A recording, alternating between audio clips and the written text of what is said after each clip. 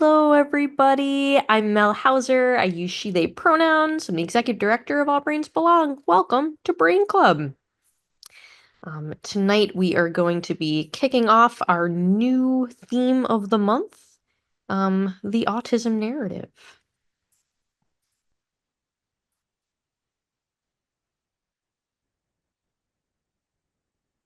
Tonight, we are going to be revisiting a community panel from 2 years ago that remains one of my all-time favorite Brain Club community panels. And I am really excited to share this with you today. Before we begin, closed captioning is enabled. You just have to toggle it on if you'd like to use it. Depending on your version of Zoom, you might see the live transcript closed captioning icon. If not, look for the more ...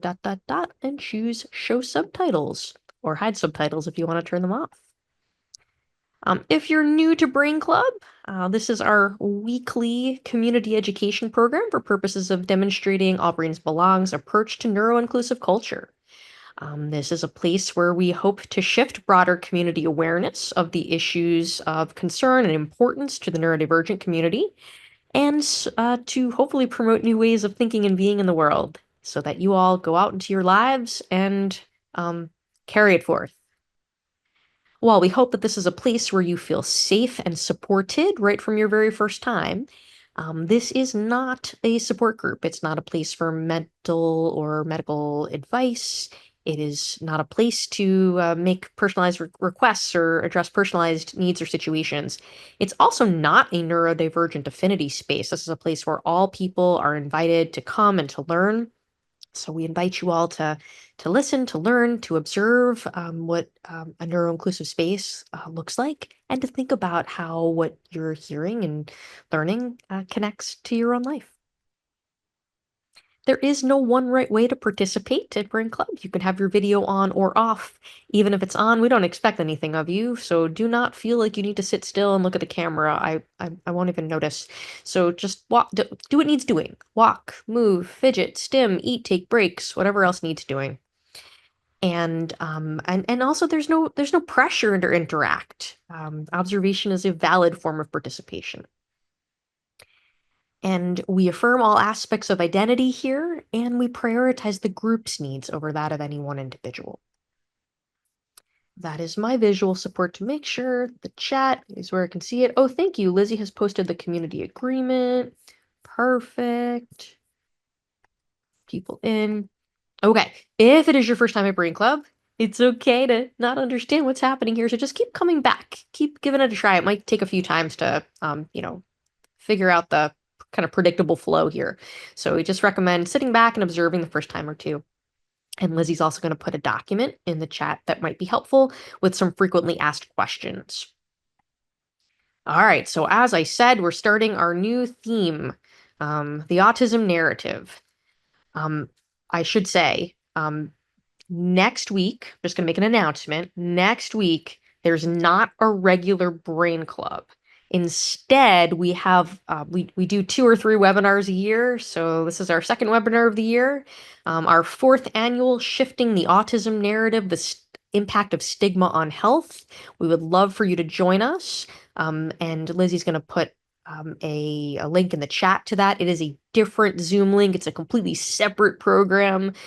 So we hope that you'll enjoy us, and we're gonna enjoy us. I hope you I hope you enjoy whatever you're doing, but I hope you join us because this is a pretty serious and important conversation about the ways in which the healthcare system has wronged autistic people, and what we can do instead, and how we can equip ourselves, empower ourselves as community ambassadors out in the world to undo the harm that the healthcare system has caused. Tonight, oh, thank you, Lizzie. That's great. So tonight we're going to be watching a pre-recorded community panel, and then we'll have time for discussion afterwards. I do need to let you know, I need to give a content warning for the content that comes up during this panel. People do mention healthcare experiences, which for many are distressing and traumatic. and the impact of systemic ableism, both within the healthcare system and outside of the healthcare system, and references to post-traumatic stress disorder and complex PTSD. I'm taking a deep breath because I have to give a word about April. As you may know, April is Autism Acceptance Month.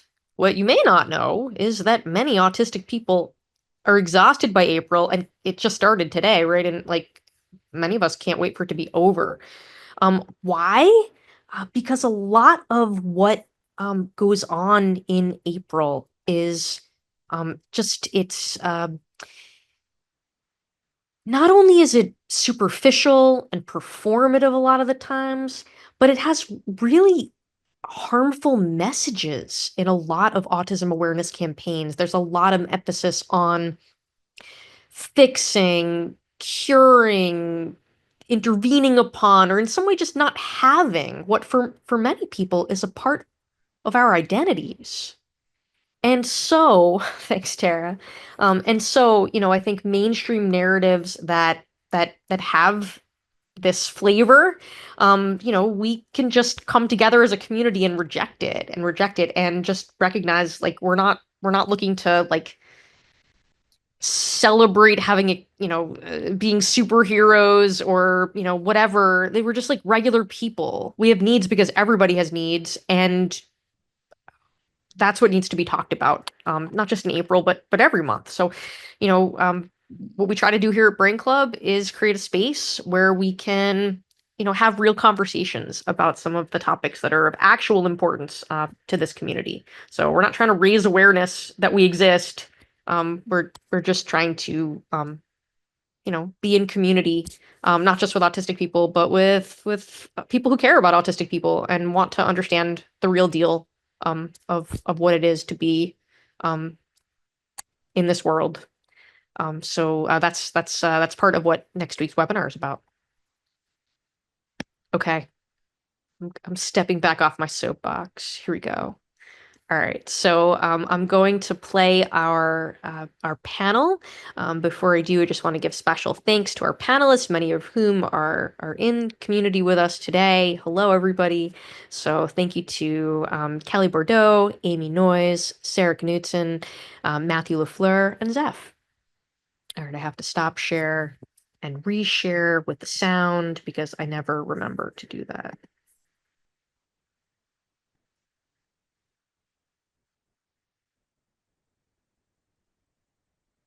When did you learn that you were autistic?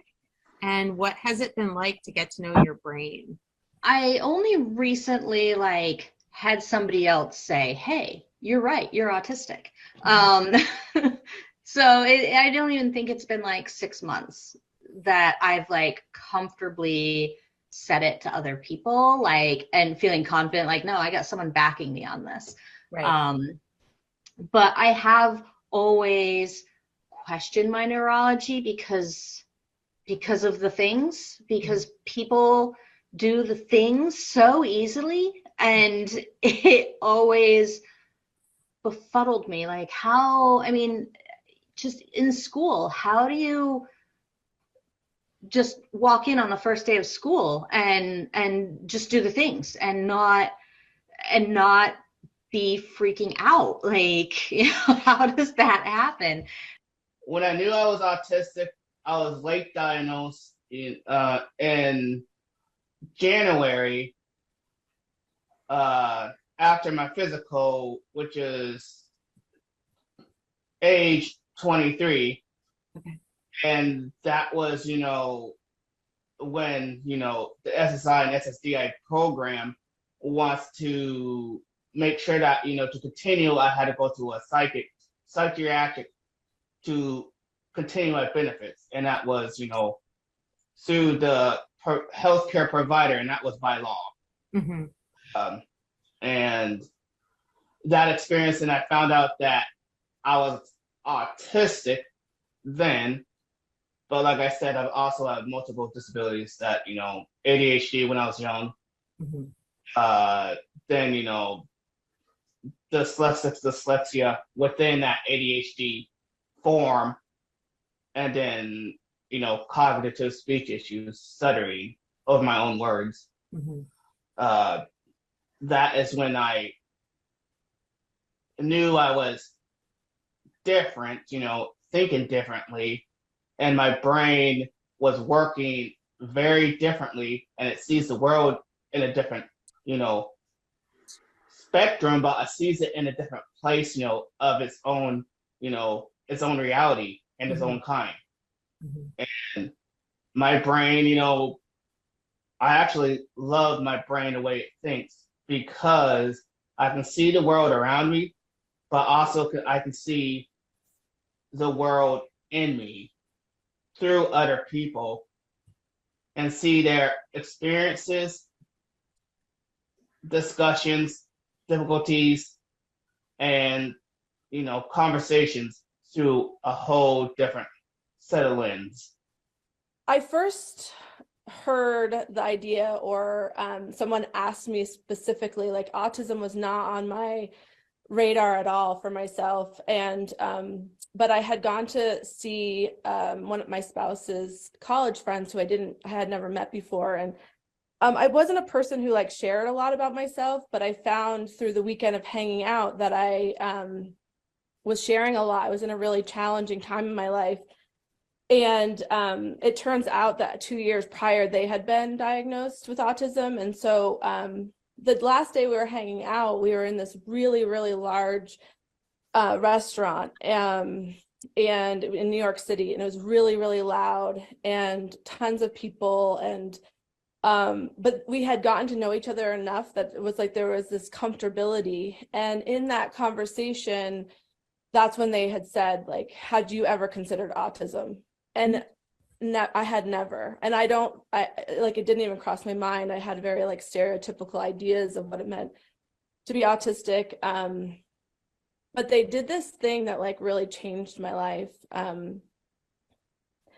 They put noise canceling headphones on my head. Wow. And they did it, like they put it on. And so there was something in the act of this connection with this person.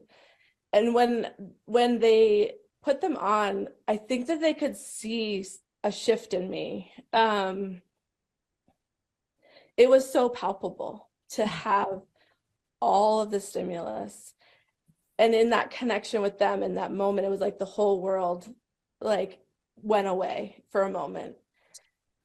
And I think it was like really in that moment I knew. And even though I didn't know,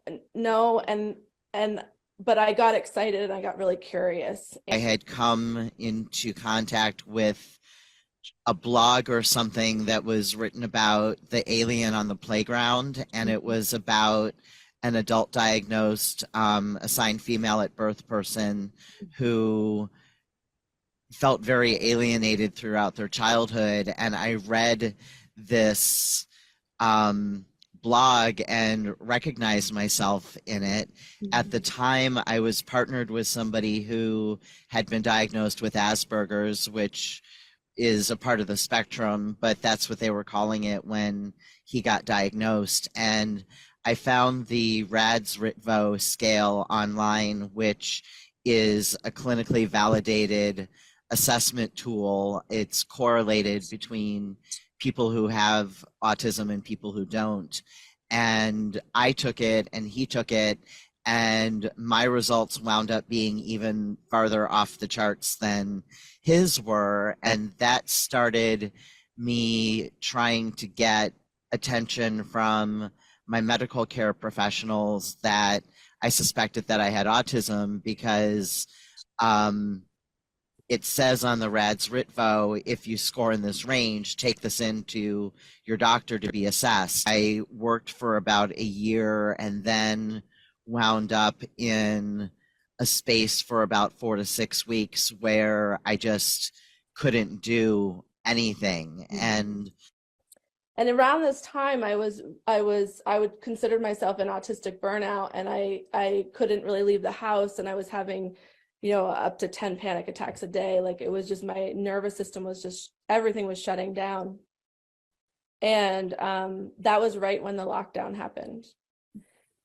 And so it was like, it saved my life, it felt like, in a lot of ways, because now all of a sudden there's no social interactions. I don't have to hug anyone. I don't have to set any boundaries for myself. I don't have to be anything for anyone. And it's when I came out of, I realized I had been an autistic burnout. Fundamentally, it took me another couple years to actually get diagnosed with the autism, but reading that article that enabled me to self-diagnose and really started asking the questions was kind of like this kaleidoscope twisting into focus, where everything that never made sense about my life finally started making sense. I've been suspecting that I was autistic for a long time, or 10 or at least 10 years maybe, and I'm 60, a little over 60. So I guess I think the thing that's been the most important to me is really sort of finding a community of people. Right about a year after that, I found ABB, going into the Fox Market, a little market in East Montpelier, and they were donating tips to All Brains Belong for that month. And when I saw that, this is the place for me. This is where I'll start being able to exist in the outside world, because that still wasn't part of my experience. And ABB to me has been a way to have community, have social connections, to understand my body, to reframe mental illness into, autism, to take medicines that, simple medicines that have been able to make my mobility and my ability to be in the world different. And so I would say, like, my therapy gave me a space to be myself in a way to myself, and ABB has given me a way to be myself and in community with others that I hadn't had in so long. What does being autistic mean to you? Honestly, the first thing that comes to mind is trauma.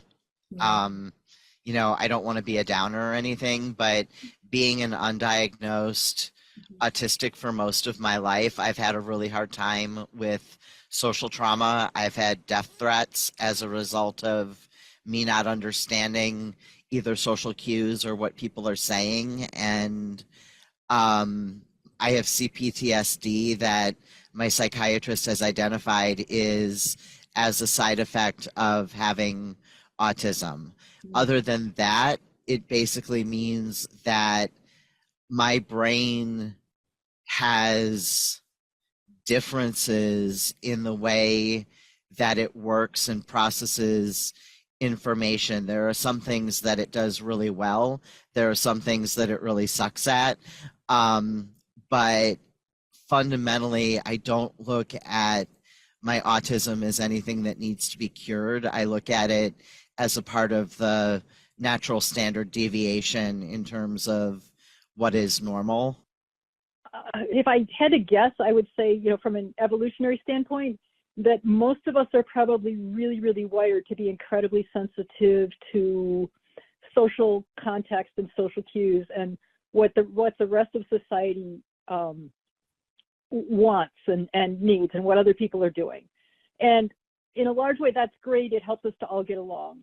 But if a whole society is off base, then or going in a direction that isn't so good, evolutionarily, there probably needs to be at least a healthy minority of people that are able to, like, not be so cued into what the social world thinks. I think that's healthy for society to have that minority. And I think it's really hard to be in that minority because that difference is not at all appreciated in the mainstream. Can you talk a little bit about the strengths and the challenges that you feel like go along with being autistic? My biggest, brain strength is insight and knowledge, a world around me, plus the environment, if it's toxic or welcoming. And, for me, that's my that's my biggest strength is, my brain is thinking fast on its feet, and and the way it sees the world's perspective view.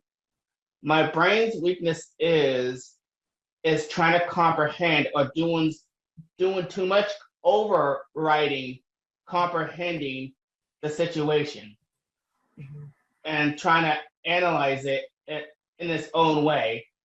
But there's too much, background brain status noises that it makes it hard for my brain to comprehend on what to focus on. I'm really, really good at things like pattern recognition. I rely upon pattern recognition for survival. I'm also really good at working with things that are really complex.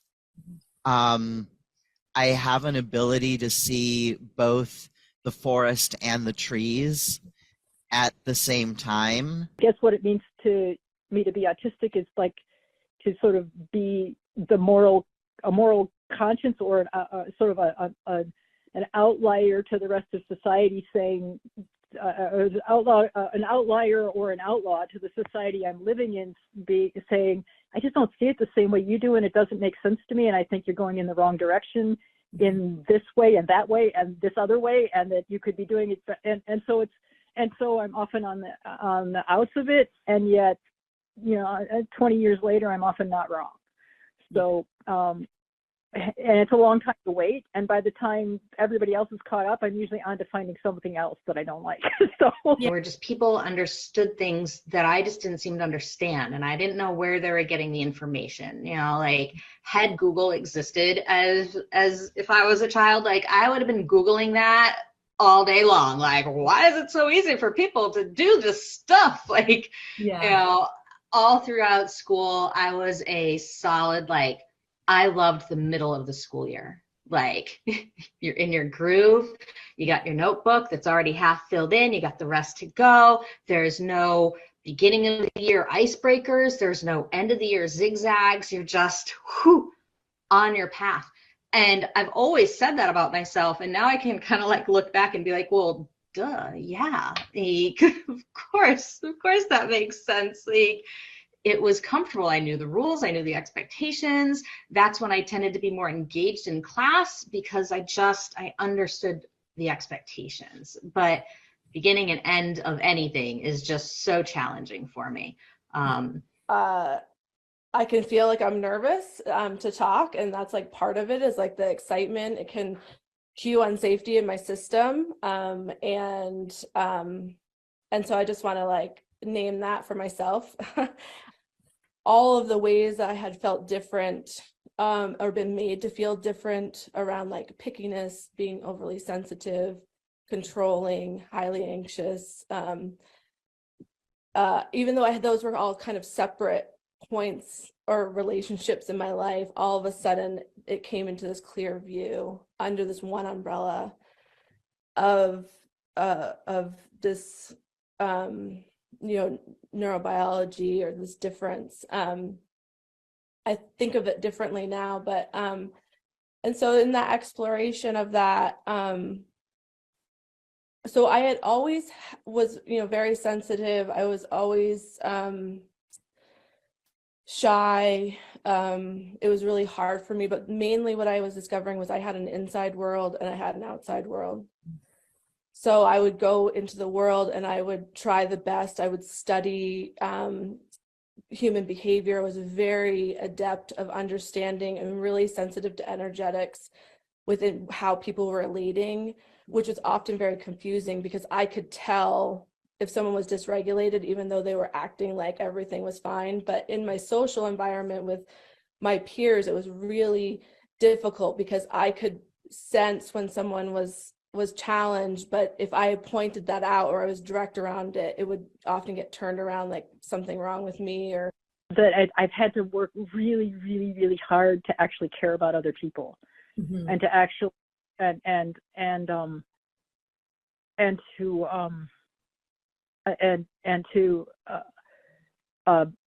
to connect with other human beings, and to the challenges are I often get in the way sometimes of good things, and maybe many times of good things that other people are trying to make happen, just because it doesn't work for me. Sure. And just because I don't understand why it works for other people. Yeah. So it's sometimes hard to know when it's really important to take a stand and when it's just like I'm being stubborn and I don't like being left out and I want to do it my way. I'm exhausted all the time of all of the thought and all of the effort that I have to do in advance to be successful in the future. And I didn't see other people doing that. Like, my husband can get up out of bed 10 minutes before he's got to leave the house. And and I'm like, are you kidding me? I get up at like 5 a.m. even if I'm not leaving the house, just to like prepare myself for the day. I need to ease into my day. I can't just get up and go. Painful. It's like, oh, I'm always, you know, and it's the reality of being autistic. It's like I'm always, that's just how my brain works. It works differently than the culture, than most of the people in the culture I am in. And I believe evolution designed it that way. And a thing that I think I would love to see our culture change is the way that we deal with outliers, because I don't think outliers are mistakes. I think outliers are necessary for a society that needs to be self-reflective, and the best of humanity is kind of self-reflective. So I think outliers are a good thing, not a mistake of nature, even though, you know, they slow down corporate production. How is your life different since learning that you're autistic? All of a sudden, like by sort of saying I'm autistic and learning about the autism community, all of a sudden there's this whole group of people that's like, oh my God, instant sort of social connection that otherwise I would sort of find piecemeal, case by case. And, you know, you still have to make friends, but at least it feels like it's like the community itself has the feel of human community, the kind of human community I've been looking for an awful long time. I'm glad to know, because it gave me more grace with myself. And it also just connected my son and I a little bit more. You know, when I told him, he was like, well, of course, Mom, that makes so much sense. You know me so much more than anybody else. And I'm like, I guess it does kind of make sense. Again, I'm the tree, you're my little apple, you know? But not being diagnosed as a child, like I had to go back through my life and in the grief of that, and realizing like, oh, I always cut paper. Like I would just cut paper all the time. I realized, oh, where's my stems. You know, I watched a ton of TV. It's where I got all my social understanding. I was often like really, like physically my face would change. Like if I was hanging out with somebody, I would start speaking like them. I would take up their interest. But then I would go home and just be very able to be in my own world, listening to songs over and over again. And so when I was taking the quizzes, it felt like someone was entering into my world. Like, how do they know that about me? How do they know that I have a fascination with running water? How do they know that? Like, it was like someone was peering into my soul, and I felt known for the first time in my life, just from reading the questions. So at the time I was in tremendous amount of internal struggle. And so I think what happened for me was I entered into that world. And so I became very quiet and very curious about myself for the first time, because I realized there was this quality of dissociation when I was going out into the world. And I was really doing a lot of work to try and undo that, but I didn't have any awareness of my body. I didn't have any like ability to like self-reflect, in the sense of like, I could self-reflect it, like how did my behavior affect the other person, but I had no ability to reflect, how am I actually being affected by what's happening? And there's a really big difference in that for me. And so I think that was the first time all of a sudden sounds were coming in. And so I wasn't just getting unconscious pain from it. I was actually getting very conscious pain. In fact, my husband one time said, is this getting worse or is this getting better? And I realized for me internally, it was getting better, but how I was living or how I was acting that out was getting worse for the world. So much of what they're saying is wrong with my kid are ways that I am, are ways of my being. And so I bring that up. I'm like, I think he actually does that because I do that. Like that would make sense to me. I'm a stay-at-home mom. He's with me all the time. Yeah. Of course he's going to do that. Yeah. And they're like, well, that isn't a thing that, neurotypical people do. And I'm like, oh, that's fascinating, isn't it? Yeah. And, then I met Mel and things just went from there. And, me receiving my diagnosis was such a difference from when my child received his. We were, and I mean it when I say we were literally handed a box of tissues when they said he's autistic. Well, he's on the autism spectrum. Oh. Here's your box of tissues. And like my husband and I are both like, great, thanks for the answer. Like, next step, what do we do? Right. And when Mel told me, she was just like, congratulations, you're autistic. Yeah.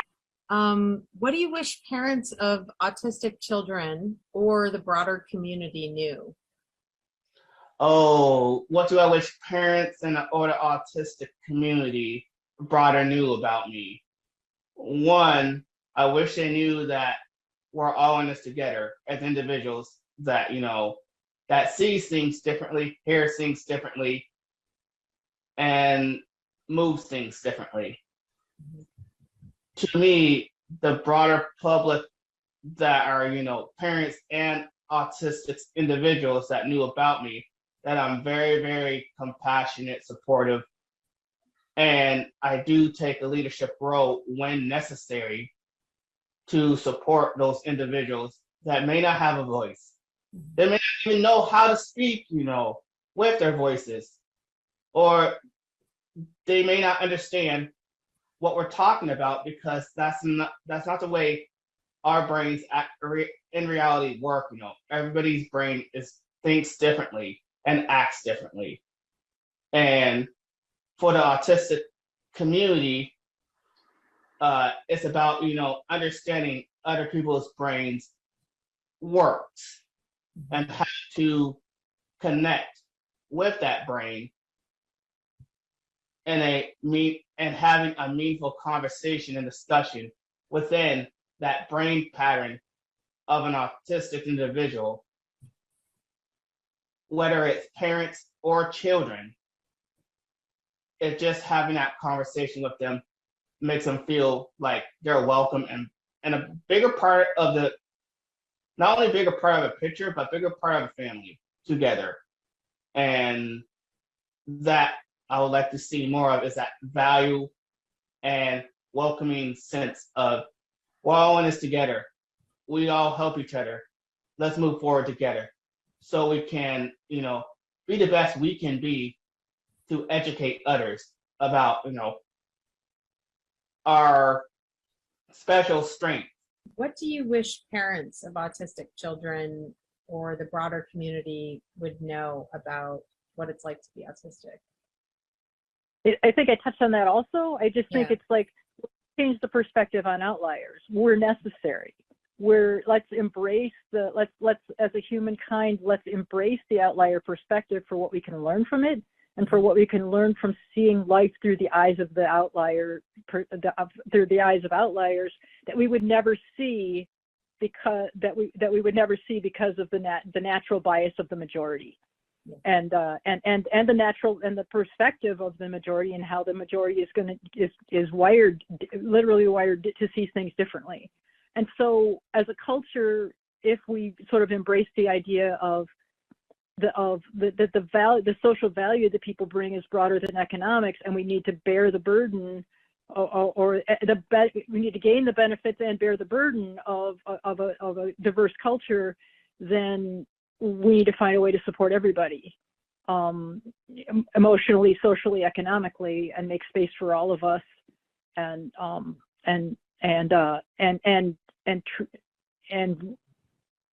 truly and be truly committed to the guests that each person is trying each person's spirit is trying to have them offer the world they live in. One, I wish people just understood that our brains were different, period. It's not something that we can control. But two, don't pathologize the differences, and don't pathologize and or ostracize us because we are non-conforming.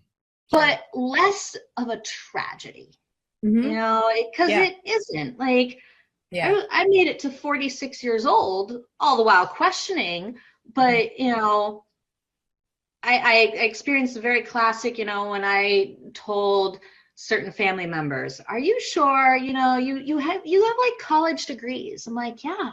The thing that I would love like people to understand is that first of all, what I'm speaking about today is like my own experience, and that I think it's really important to understand that everybody gets to have their own experience and their own access needs. And even though there may be like traits or characteristics that overlap, that is not actually the experience of being autistic. Being autistic for me means being unto myself, being individual, and allowing myself and whatever my needs are, or whatever my sensitivities, or whatever my extraordinary abilities be, and it gets to be a collection of my human experience. And I think the other thing in terms of like what I would want like the broader community to understand, or what I would want my family to understand, or parents of autistic people, family members of autistic people, is to that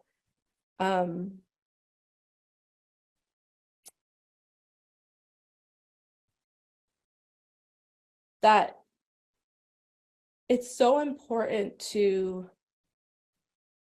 allow difference to be a wonder, and allow yourself to be different within even your relationship to someone who knows themselves to be different, and to be curious and to ask questions and to, instead of presume.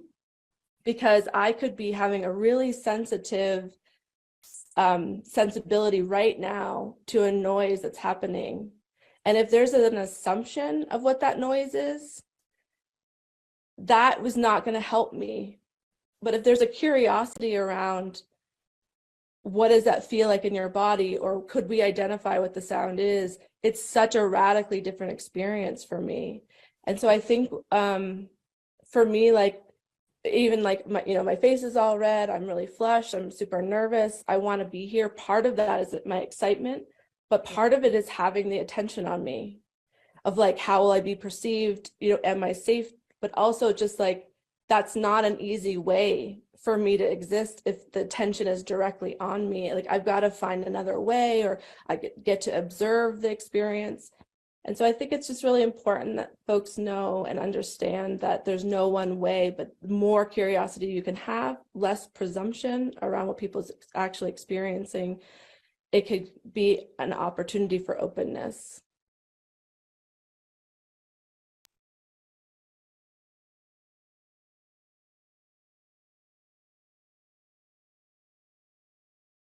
Wow.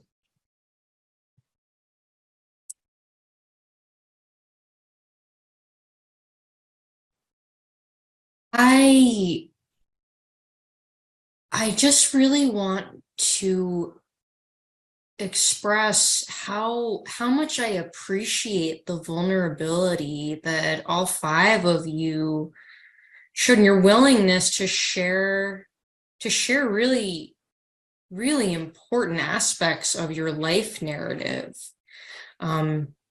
Because I think, you know, what is just continues to just, I have no words to describe this really, but like all of the pain that comes from feeling broken and alone and defective, and that you're the only one who is so broken, like I mean, we watched 5 different people who, coming from all different perspectives and experiences, who had so much in common, just the five of you. And as you're talking in the chat, everyone's like, me too. Oh, wow, me too. Oh, wow, that resonates. Like, just, can you imagine what life could have been like if we all knew each other as little children? We were laying down the initial story of our lives and who we are and what our value is in society. Holy.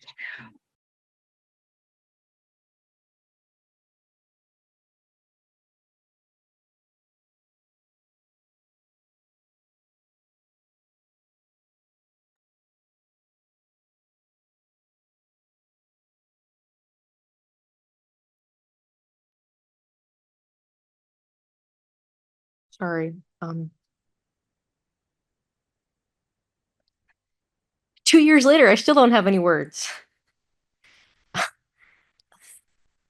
Thank you to Amy and Sarah and Kelly and Matthew and Zeph for not only making yourselves vulnerable to share your stories, but to provide a context for so many people here tonight and hundreds of people who have watched that video in the past 2 years to feel less alone in the world. Sierra. Hi. I have so many things I could say about this video because this is one of my favorite Friend Clubs we've done. But I think your point at the end, Mel, where you said like what would have been like if we all knew each other when we were younger, and I think I'd add to that we all would have to know ourselves too, because I think so many of us wouldn't have been the people who we are when we were younger because of whatever else. And just agreeing how how powerful it is to see a bunch of people who know themselves and are learning themselves and are continuing to try to like embody, as Amy said, the like curiosity of like learning yourself. And that's a really, really amazing thing to be able to see. And I really wish that we all could do that when we were 5, and I'm happy we're doing it now. Absolutely. And I think the journey of self-discovery, I think like once people feel safe enough to be around other people and learning from other people is often a pathway to learn about oneself. The idea of like I don't know, I wouldn't have language to describe my experience until I heard you say it. And I think that's so very much at the core of what we try to do here at Brain Club. So with that, thank you. Thank you all so much for being here. Thank you for being part of our community. And we hope you'll join us next week for the 4th annual Shifting the Autism Narrative webinar. And we'll be back at Brain Club the following week, where we'll get to celebrate more members of our community about how they're making work for their brains. Thanks, everybody. Have a good week.